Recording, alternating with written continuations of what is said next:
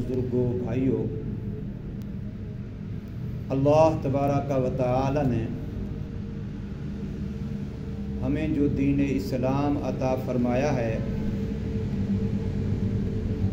وہ کامل دین ہے، اکمل دین ہے، مکمل دین ہے، زندگی کے ہر شعبے میں کافی وافی رہنمائی کرنے والا دین ہے۔ یہ ایسا دین ہے کہ اس دین کے ہوتے ہوئے کسی اور رہنمائی کی، کسی اور تحقیق کی، زندگی کے کسی پہلو، کسی شعبے میں کسی اور کی احتیاج ضرورت نہیں پڑتی، اس لیے کہ اللہ تبارک و تعالی نے ہمارے پاک پیغمبر محمد الرسول اللہ صلی اللہ علیہ وسلم کو افضل الانبیاء، امام الانبیاء، خیر الانبیاء، سید الرسل، امام الرسل اور خاتم الانبیاء والمرسلین بنا کر کے بھیجا ہے۔ حضور صلی اللہ علیہ وسلم کی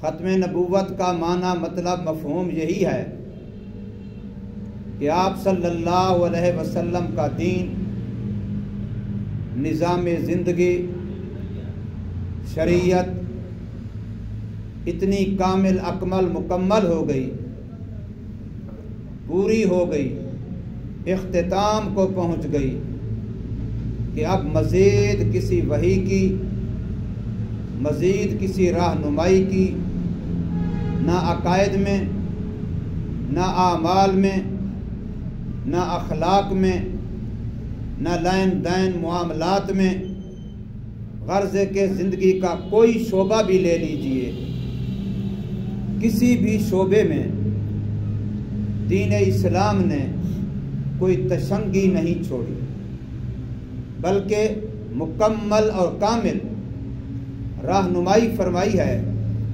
جو قیامت کی صبح تک ہر انسان کے لیے کافی اور وافی ہے، چاہے وہ شہر کا رہنے والا ہے یا دیہات کا رہنے والا ہے، امیر ہے یا غریب ہے، عربی ہے یا عجمی ہے، مشرق مغرب دنیا کے کونے کونے میں کہیں رہنے والا کوئی انسان ہے اور وہ زندگی کی کسی بھی حالت میں ہے، دین اسلام ہر حالت میں مکمل رہنمائی کرتا ہے۔ اس لیے محمد الرسول اللہ صلی اللہ علیہ وسلم نے یہ ارشاد فرمایا ہے کہ میں آخری نبی ہوں، میرے بعد کوئی اور نبی نہیں ہوگا، اور میری امت آخری امت ہے، اس کے بعد اور کوئی امت نہیں ہوگی، اور میرا دین آخری دین ہے، اس کے بعد اور کوئی دین نہیں ہوگا، میری شریعت آخری شریعت ہے، اس کے بعد اور کوئی شریعت نہیں ہوگی، اور وحی کا سلسلہ جو میرے اوپر اختتام کو پہنچا، اب پھر کبھی کسی انسان پر کوئی وحی نہیں آئے گی اور نہ کسی وحی کی ضرورت پڑے گی۔ قرآن مجید، احادیث مبارکہ دین اسلام، شریعت اسلامیہ کے ماخذ ہیں۔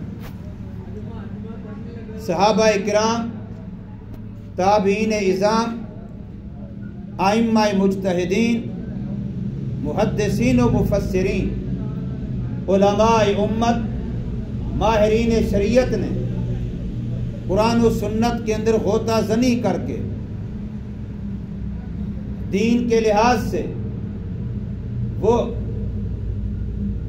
خدمات انجام دی ہیں کہ اب قیامت تک امت کو علمی لحاظ سے بھی، عملی لحاظ سے بھی، کمیت کے لحاظ سے بھی، کیفیت کے لحاظ سے بھی مکمل دین عطا فرما دیا۔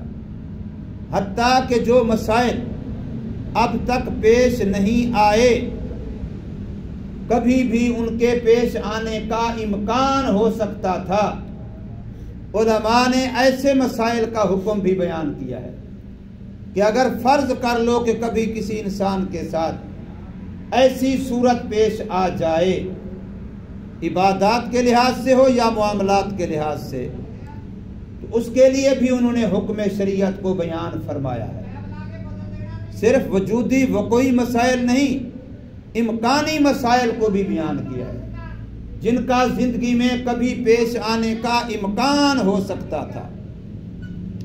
اس لیے ہمارے نبی آخری نبی ہیں، خاتم النبیین ہیں، خاتم الانبیاء والمرسلین ہیں، خاتم الرسل ہیں۔ آپ صلی اللہ علیہ وسلم کی ختم نبوت پر ایمان لانا ایسا ہی ضروری ہے جیسے آپ کی نبوت پر ایمان لانا ضروری ہے۔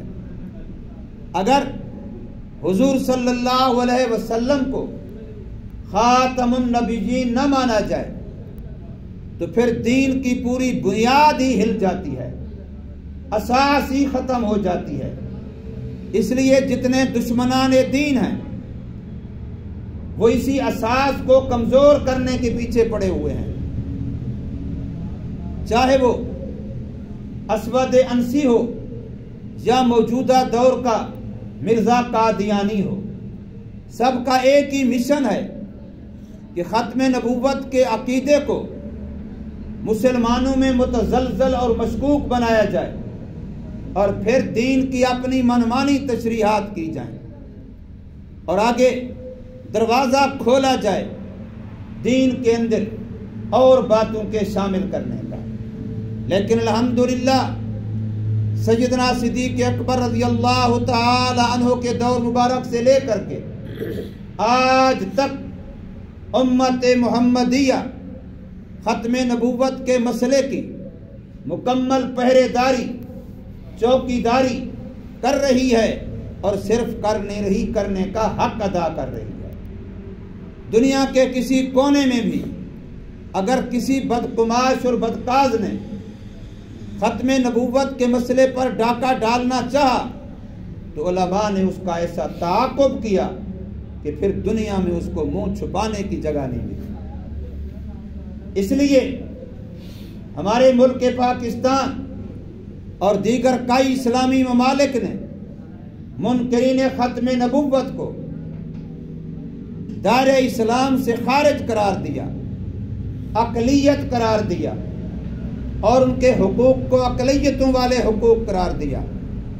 وہ ملک کے اندر کسی اہم عہدے پر فائز نہیں ہو سکتے، کسی بڑی سرکاری پوسٹ پر نہیں آ سکتے، ہاں چور دروازے سے اپنا منکر ختم نبوت ہونا چھپا کر کے اپنے آپ کو مسلمان ظاہر کر کے وہ ایسا کرنے کی کوشش کرتے ہیں، لیکن الحمدللہ مسلمان عالمی مجلس تحفظ ختم نبوت کے فورم سے ان کا پورا تعاقب کرتے ہیں اور ان کے سراغ لگا کے ان کو ڈھونڈ نکالتے ہیں۔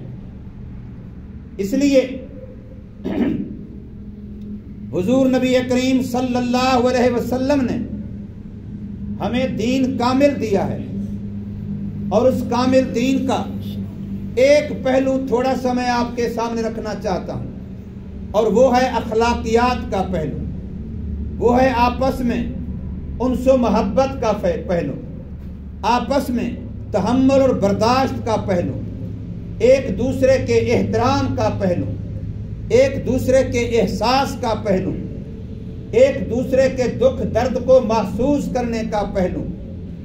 قرآن مجید کے اندر اللہ تبارک و تعالی نے سورہ آل عمران کے اندر ایک آیت مقدسہ میں ایمان والوں کے کچھ نشانیاں علامتیں بیان کی ہیں، جن میں سے ایک یہ ہے کہ جو لوگ اللہ والے ہوتے ہیں، متقین پرہیزگار صالحین ہوتے ہیں، اللہ سے محبت رکھنے والے ہوتے ہیں، اللہ کی محبت کو اپنی دل میں جگہ دینے والے ہوتے ہیں، خوف خدا والے ہوتے ہیں، ان کی ایک نشانی یہ ہے والقاظمین الغیظ کہ وہ اپنے غصے پر قابو رکھتے ہیں. غصے میں وہ زبان کو آزاد نہیں چھوڑتے، غصے میں وہ ایسا کچھ نہیں کر گزرتے جس پر بعد میں پچھتانا پڑے.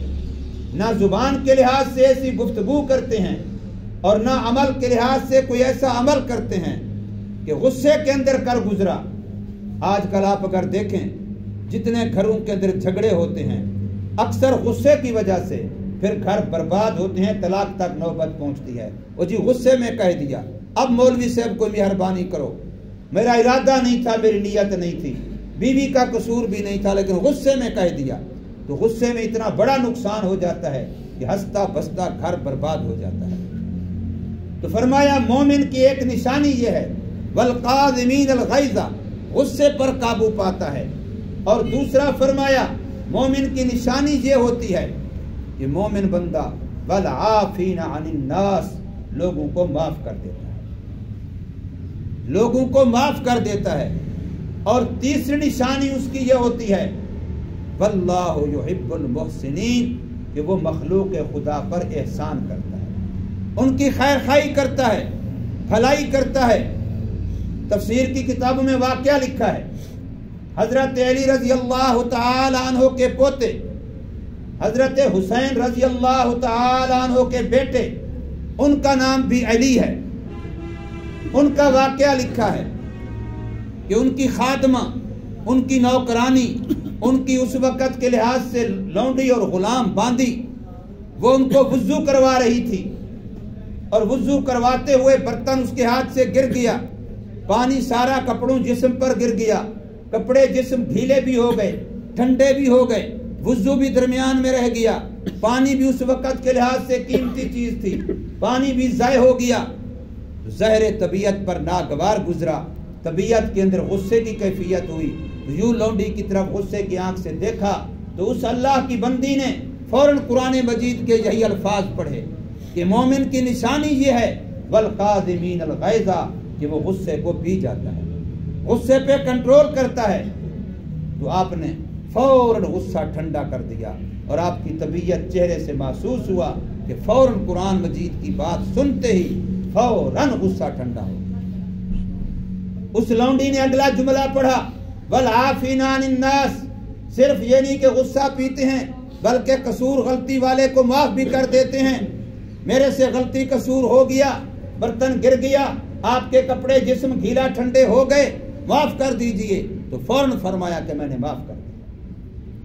پھر اس اللہ کی بندی نے اگلا جملہ پڑھا واللہ یحب المحسنین، اللہ تو احسان کرنے والوں کو پسند کرتے ہیں، تو آپ مجھ پر احسان کیجئے. تو فرمایا ہاں میں نے تجھے احسان کر کے آزاد کر دیا. اب ذرا اندازہ لگائیے آج ہم قرآن مجید کتنی مرتبہ سنتے ہیں، آیات کو کتنی مرتبہ سنتے ہیں، نماز والی آیتیں کتنی مرتبہ پڑھی، کتنی مرتبہ سنی، لیکن عمل کوئی نہیں. زکوٰۃ والی آیتیں کتنی مرتبہ سنی، کتنی مرتبہ پڑھی، عمل نہیں ہے. اسی طریقے سے باقی دین کی ایک ایک بات کو دیکھتے جائیے. ہم قرآن سنتے بھی ہیں، قرآن پڑھتے بھی ہیں، قرآن جانتے بھی ہیں، قرآن دیکھتے بھی ہیں، لیکن عمل نہیں. اور وہاں قرآن کی بات سامنے آتی ہے تو فوراً سر جھک جاتا ہے، فوراً عمل آ جاتا ہے، فوراً ہی وہ اس پر عمل کرتے ہیں. میرے آقا کا ارشاد ہے حضور صلی اللہ علیہ وسلم کا کہ میرے امتیوں سل من قطع کا، اس سے جوڑو صلہ رحمی کرو